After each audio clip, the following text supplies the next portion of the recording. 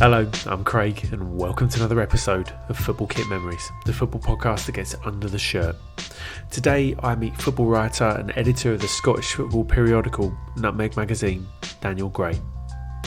During our chat, I find out how Daniel, a Boro man through and through, came to be in Scotland in the first place, and we explore some of the themes of his writing, including the impact of fan culture and the things that go on off the pitch that all combine with what goes on it to make football such an evocative experience for all.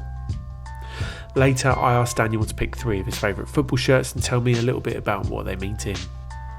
We cover a watershed moment for his hometown club Middlesbrough, promotion and glory years for York City in the 90s, and we finish in Greenock as Daniel explains why this particular Morton shirt sums up his experiences in Scottish football, so wonderfully captured in his book Stramash. Remember, you can listen to this and other episodes of Football Kit Memories on all major audio platforms including Apple Podcasts and Spotify. Please do like, follow, share, but above all, please do enjoy the podcast.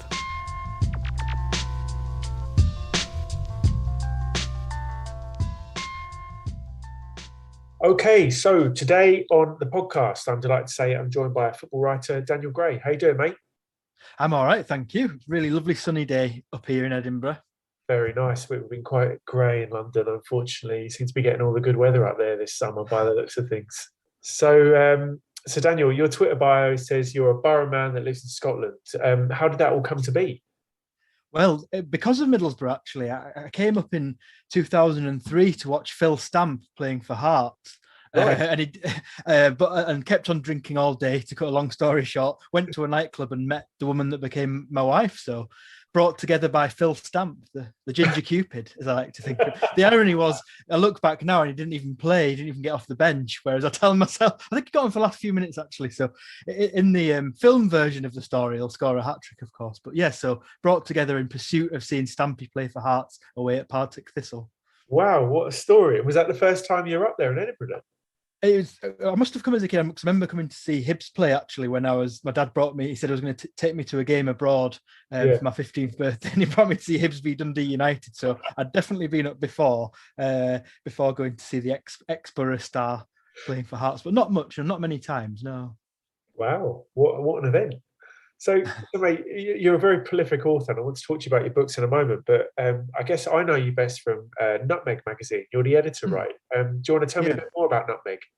Yeah, Nutmeg started 5 years ago. It was very much inspired by Blizzard, and Blizzard helped us a lot with it. It was thought up by a brilliant designer called Ali Palmer, who still, is in charge of it effectively. Though I'm editor and I work alongside Ali on every edition. And I started just writing, really. Then became assistant editor and did the podcast, and I edit that still. And about just over a few issues ago, and it comes out every 3 months, I became editor. So reading through about 90,000 to 100,000 words per issue, because it's a big thick thing. Same as the Blizzard, comes out every 3 months. 30 to 35 articles, illustrations as well. On Scottish football, ranging from lovely nostalgic pieces from well-established writers through to things more modern things, sports science, tactics, and all of the rest. And the ethos is to celebrate the Scottish game, though, without we'll include criticism, of course. That's just healthy. It's to celebrate the game and to treat all clubs the same. So if you've got a good idea and it's well written, you'll get as many pages for Dumbarton or Celtic. It's very much a level playing field like that. I think if you did a pie chart of the subjects we'd had, it wouldn't all be in green and blue, for instance. There's every club has been covered, really, and that's been going for 20 issues now. So the next one's out in September, number 21. Wow, fantastic. So are you commissioning pieces as well? Are people getting in touch? Yeah. It's mainly people coming to us, actually. I don't go out to people a lot. I go through my contact book a bit. So in recent issues, I've been able to get Harry Pearson on board. Harry Pearson's probably the reason I'm a writer. A fellow Middlesbrough fan. I just loved The Far Corner and his Guardian and When Saturday Comes columns so much when I was a kid. I wrote to him for tips and he sent me a lovely letter. And as it turns out, we've ended up being friends, and we do the When Saturday Comes podcast together. So for instance, yes, he got him on board with Nutmeg, and other people I've known down the years.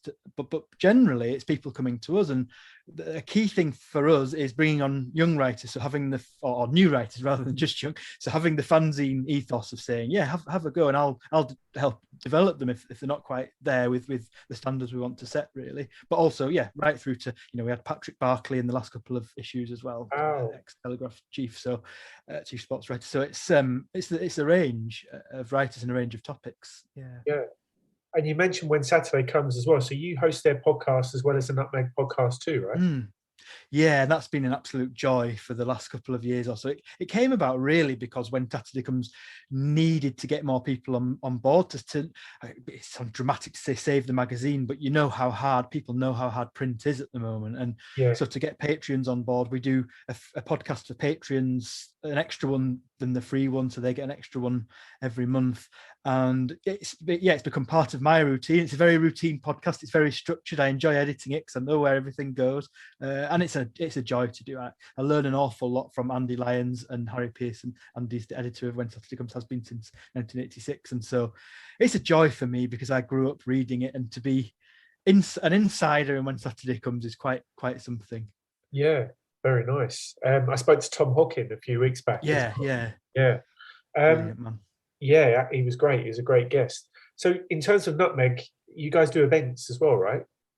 Yeah. Obviously not in the last year and a half or so, but it was becoming a big thing to meet readers and then to interview ex-players on stage, or different people from the more cultural side. One big aim of the events and the podcast has been to talk to interesting people who love Scottish football. So whether it's sort of Ricky Ross from Deacon Blue through to Val McDermid, crime author, that's where we're big music fans as well. So there's a lot of crossover there. So it's the cultural side of the game as well. It really reflects what you talk about when you go to a game with your good mates. You meet up in the pub, you might talk about what music you've been listening to, what film you watched. We don't all talk about football all the time. So I think we reflect that as well.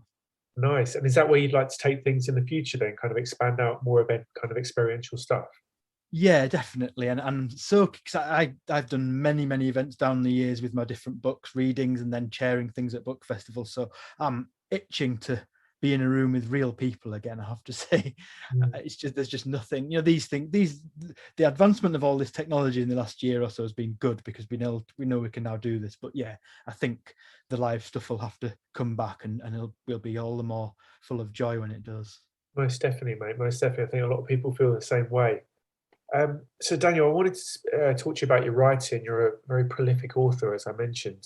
Have I got this right? There's 8 books you published. There's probably more. Yeah, I think I've got one out this week actually, called A Life of Industry, which is obviously not a football book, but a book based on a massive archive of black and white photography with a guy called John Hume, took over 50 years across industrial Scotland. So I think that'll be my 11th. So there are there are 6 football and 5 other, as it were. That's, I guess, the life of the freelancer, is to make sure you can spread yourself a bit across different topics, and so that's been the way I've managed, I think, 5 years of freelancery now and just about getting by. So good stuff. So tell me more about this industrial Scotland piece then. Is it kind of a look back at the last 50 years you mentioned? It was the man's called John Hume. He's 81, and we've become really, I knew John and I had become friends because the day we were introduced by the people that commissioned the book, he said to me that he thought the Teesside skyline was every bit as poetic and beautiful as any Scottish glen, and I thought me and you are going to be friends. And there's much to be said for a friendship across the generations. But yeah, John, from a young age, he was born just before the Second World War, and from a young age started taking photographs. It became his job, and it ended up mapping industrial decline, really. And so someone had the job of choosing a few hundred images from 200,000 or so for me to, and then I interviewed John, wrote about his life, the photography, and all of the rest. So it's good to do non-football things as well to keep the other side of my brain ticking over. But on the other hand, I see football as social history, a huge part of the fabric of the nation. So it sits alongside these things to me, really. Yeah, 100%. Do you know what, that actually leads quite nicely into a question I wanted to ask you. A lot of the books you seem to write about football seem to be very much kind of the impact on fans and fan culture itself. Would that be fair to say? Yeah, I mean, there are great writers about tactics and transfers and all the rest out there. But for me, it's fan culture. It's almost outside the 90 minutes very often. And I spend a lot of time at matches just looking around. I miss think I was in a press box the other day at Greenock Morton, and one of the people around me was doing some sort of monitoring. I don't know if it's for a bookies or what, and he had to put in every single event that happened. And a couple of times he turned to me and went, "Was that 7 that got booked there?" And I thought, I don't know. I was just looking at the floodlights and thinking how beautiful they were. And I was wondering why they're in a 7-5-4 bulb formation and who came up with that. So yeah, it's that side of the game, the distractions of the game, and the culture and things that happen, the routines, the rituals, and the way we behave. Yeah. I think it's super interesting the way people kind of absorb football in different ways. I think that's what makes it a rich thing to look into, isn't it?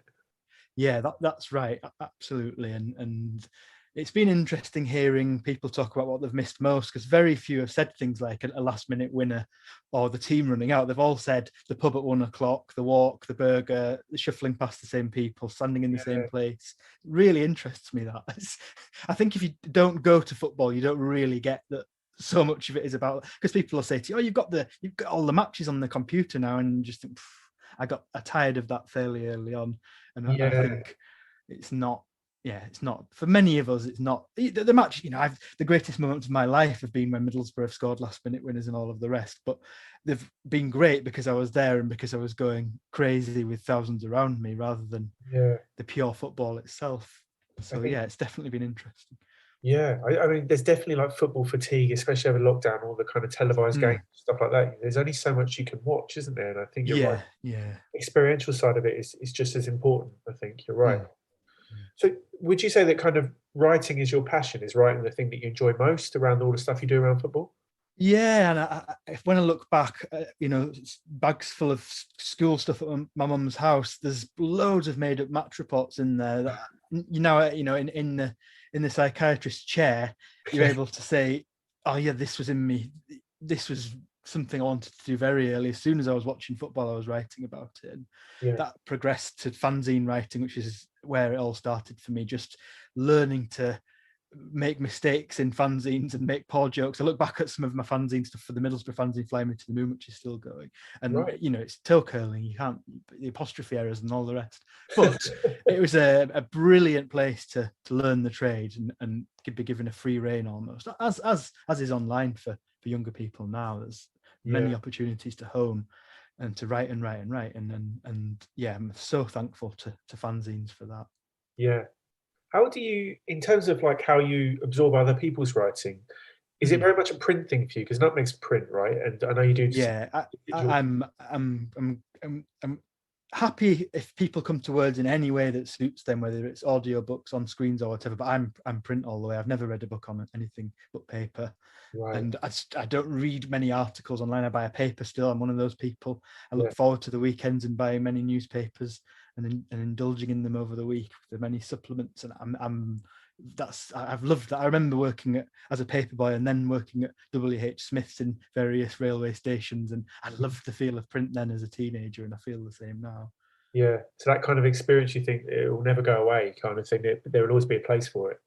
I do, and we've seen that with Nutmeg, because sales have been steady from the start and are growing, and people just say, when I pick up Nutmeg or when Saturday comes, I'm not looking at a screen. And so much of my life is about a screen. And so they take it to the garden, they take it to the pub. People are always sending us pictures. People send me pictures of themselves reading my books with a pint. And it's the loveliest feeling. And it's all about getting away from this hugely screen-based life. So I think the print industry and the newspaper industry we know is struggling, but I think print will have a second, third, whatever it is, life in it yet. Another thing with Nutmeg, it lands on people's doormats and they tweet about how they love the smell of it. That's something that never.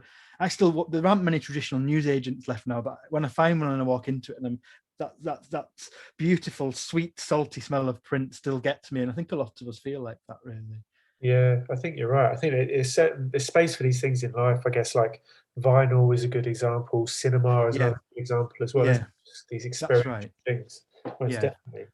So you've got this book coming out next week, and as we're talking, it's the beginning of August. So this book will be out by the time listeners listen. What's kind of next for you, mate? What kind of projects are you thinking about next? Well, I'm working on another commission for the Scottish Trade Union Council, so that's interviewing a lot of trade unionists from down the years, which I'm very much enjoying. And on the football side, continuing with Nutmeg and continuing with the When Saturday Comes podcast. And then I'm hoping to do a book about last season, actually, because in between lockdowns and via press access, I was able to get to about, I think, 14 games I got to. And the more I took notes, the more I realised that I should in some way mark this season we never want to repeat. The season that so few saw, really. And what I did see in those games I managed, and half the games I went to see were expunged from history, which is an interesting thing in itself. Did the goals count? Yeah. And at times it felt like football was a secretive thing. It was people were quite amazed there were matches going on. These are all sorts of non-league, Northern League and Northern Premier League and things like that. Yeah. Cumbria and Lancashire and all of the rest. And so football came to be sort of almost an illicit thing to go to. It felt like at times, Bovril as our moonshine and all the rest. So I'd like to do a book about that. I've put a proposal into my publisher, and I think I'll do it in some capacity. I've taken to recording sounds on I've got some nice recording gear now, so I've taken to recording sounds at these things. So maybe in podcast form, I'll do something with that season, because I just feel, as much as I never want to go back there, and none of us do, it feels remiss of me as a social historian and football fanatic and writer not to mark it in some way. Yeah, well, that sounds really interesting. Look forward to that. Hopefully that comes to fruition.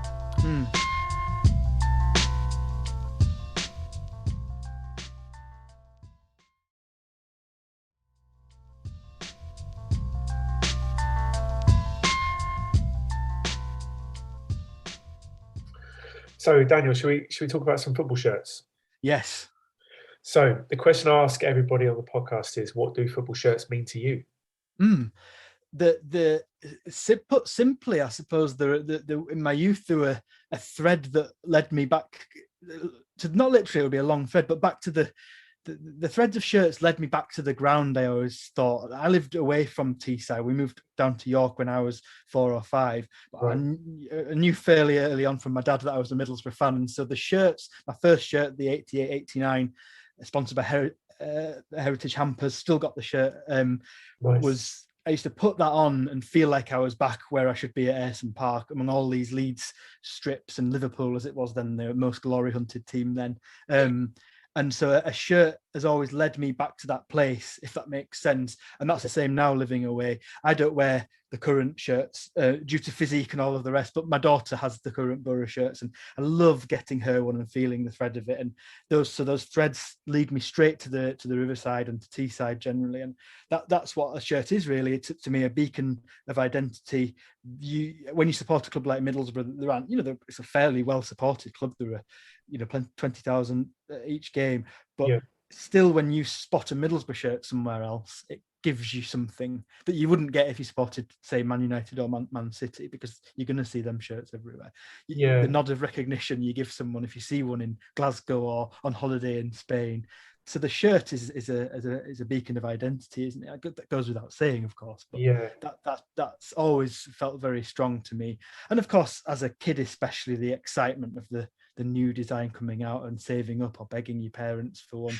That's a thing I look upon very fondly. I've got all my Boro shirts from 88 to the early 2000s and a few after. So they're very special to me. Yeah, absolutely. Lovely stuff. Well, look, we've got a Middlesbrough shirt first up. So out of all of those Boro shirts that you've got in your collection, you've chosen this one. It was the 92 to 94 home shirt by Admiral. Yeah. So the first Premier League season, Boro were there. My first season ticket as a fan, 10 years old. And that shirt sponsored by ICI, who had put so much money into saving the club in 1986 when we went into liquidation. Right. And you always knew someone who worked at ICI. There were always ICI donkey jackets behind the goal at Ayresome Park. Huge sponsor plate. And when I have that shirt through there, and it's made of this, the sponsor is made of this different material, sort of rubber thing.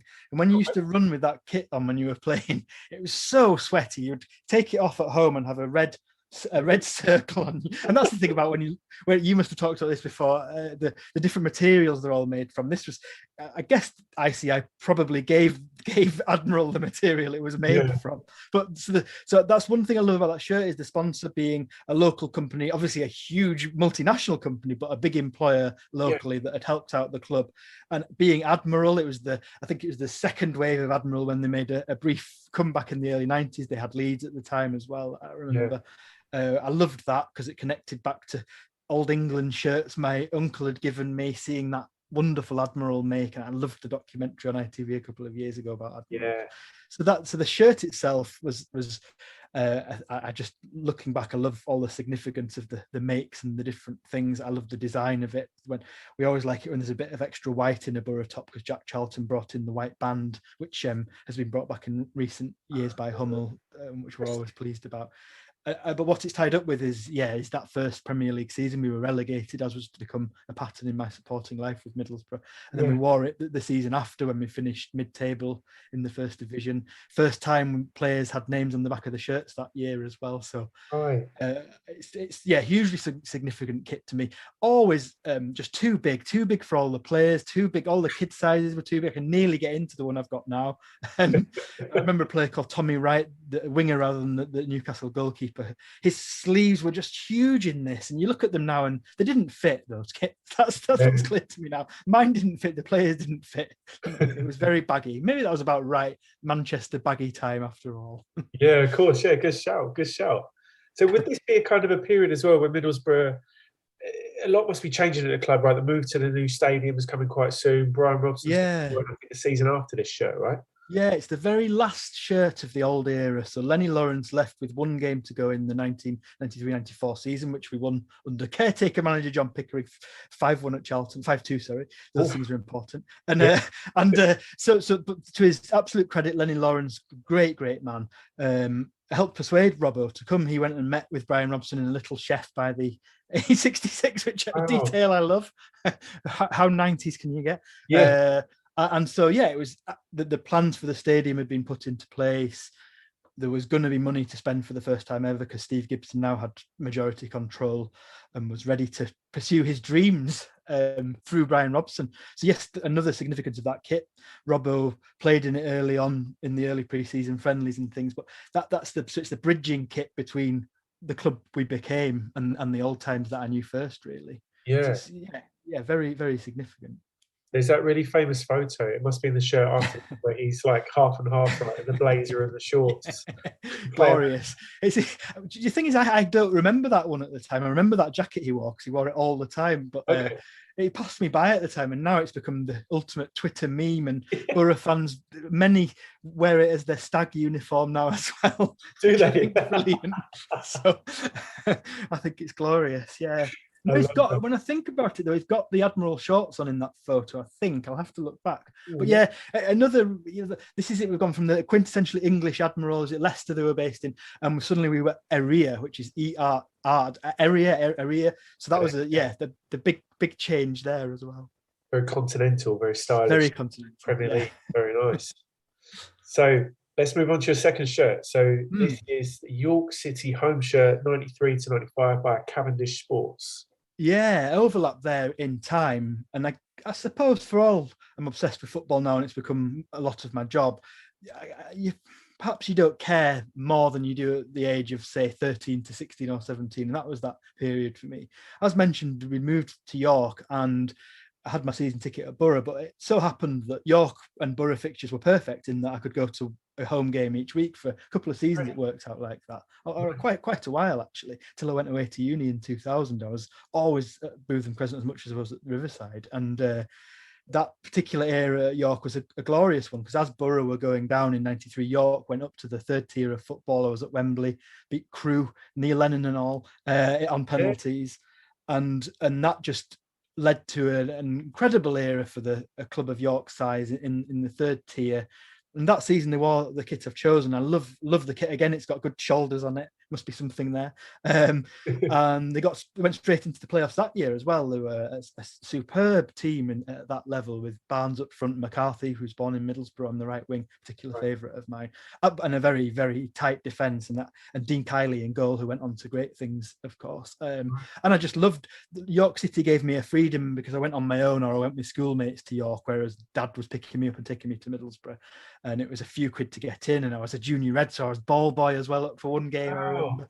So having it taught me you can have I wouldn't say they were equal. I went to see Middlesbrough York last week actually, and firmly wanted Boro to win, but it's lovely to have a second team that means so much to you, and gave me such good times following them home and away. And that, I look at that kit now, and I don't just see the kit, I see a happy teenage years before girls have ruined everything, and you're just with your mates. At Bootham Crescent at that time, I think it was £4 to get in.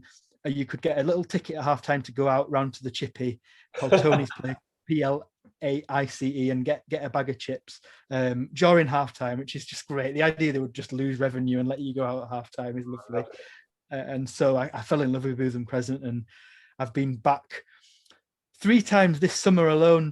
I don't know why I'm doing it to myself, watching it be slowly taken down and slowly rot, but just in the spring, actually, I went for one of my visits to look at the old girl, and there was a gate open, and I asked, could I go in? And I had Bootham Crescent to myself for an hour, which was that was supposed to be my goodbye, but I keep going back, just depressing myself. But yeah, I see that kit and I see my youth. That's what it is, I suppose. I love it. Yeah, I love the Freudian. Yeah, we're again on the psychiatrist's couch again. Yeah. I love the shoulder pattern. It's got YC in letters. Yeah. And they have some. From the city gate. So what's lovely when you know how rich the city. York's a beautiful place. I'd love to live there again someday. My mum's still there, and so it's lovely when the team connects with the city and having the Minster, one of the gates of the walls on the badge like that, and the lions and everything like that. But it's lovely that it connects by having Portakabin as sponsor, which was a local firm we were very proud of. And as I remember at the time, my classrooms were all Portakabins, so you felt like you were doing something for the effort by being in your Portakabin.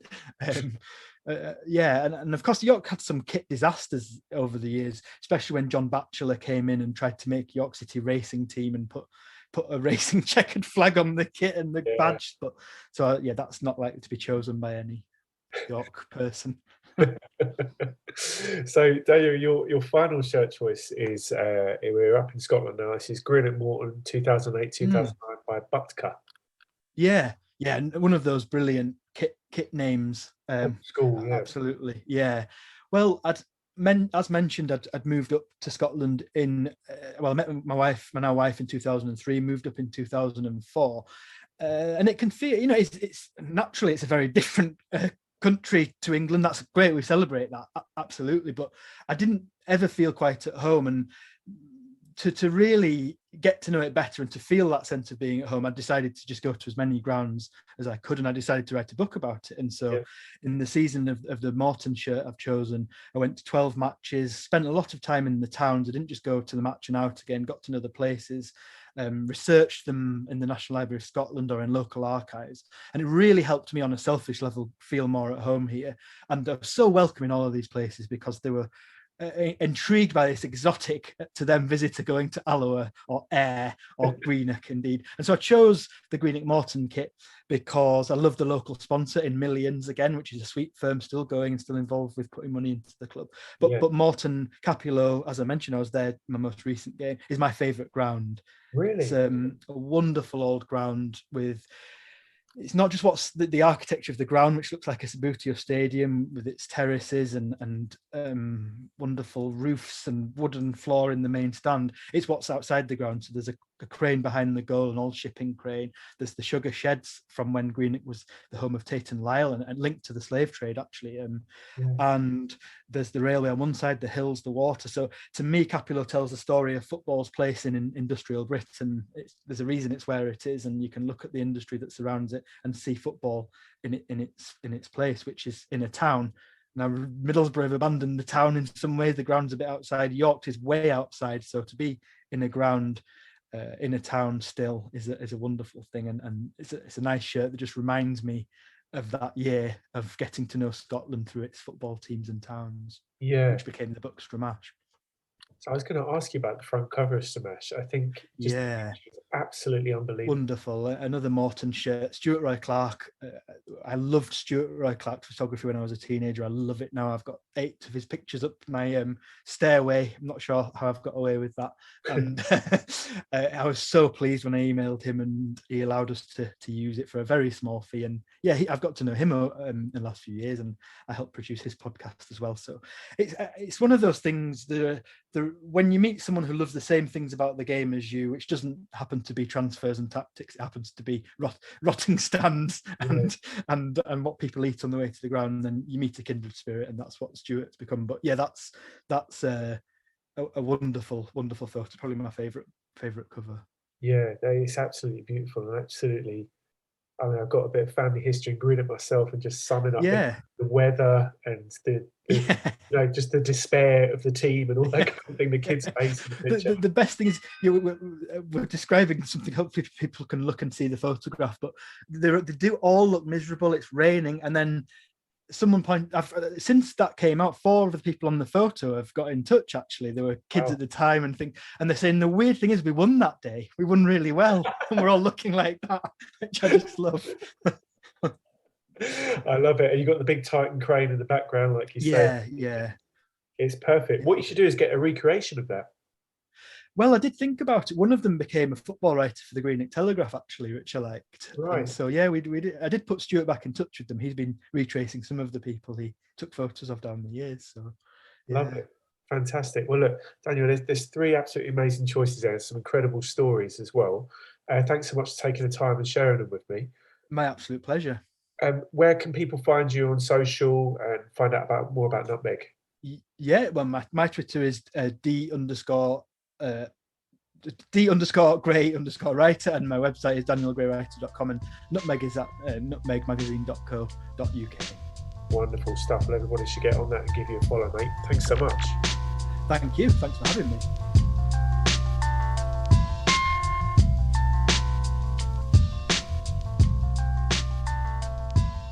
So there you have it. Massive thanks to Daniel for sharing his football kit memories with me. You can follow me and my own collection on Instagram, or get in touch via Twitter or email. Make sure you follow Daniel on Nutmeg Magazine too on all the socials. The music you heard was produced by Evil Ed. You can check out his music on his Bandcamp page. There's links to absolutely everything I've mentioned there in the notes section. And finally, thanks to you for listening. If you have enjoyed it, please do spread the word, give me a follow on social, and subscribe to Football Kit Memories on your podcast player of choice. And other than that, I'll catch you next time.